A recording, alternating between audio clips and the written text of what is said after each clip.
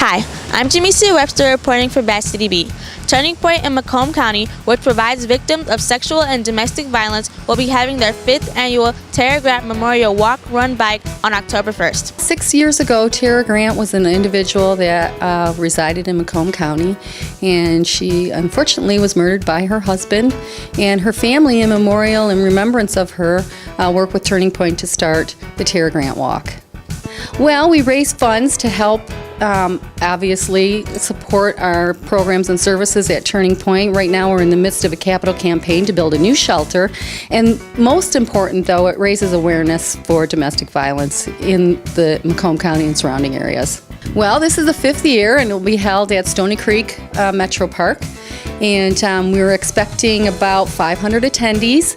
We have a 10K walk, a 5K walk, a 5K run, a 10K run, and this year we're adding something new, which is a bike. So we have a little bit of everything. The Tara Grant Memorial Run Walk began in 2007 as a way for Tara's family to use her legacy to promote domestic violence awareness. The event kicks off National Domestic Violence Month in October.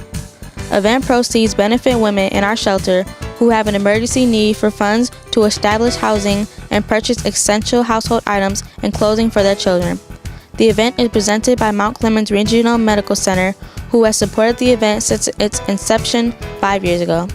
Well, we want to be able to let them know that we are here for them if they have anyone that is unfortunately involved with domestic violence, if a family member or even themselves. We want them to be able to know the impact of it and what it does for the community, and also just to be aware that it could happen to anyone in the community.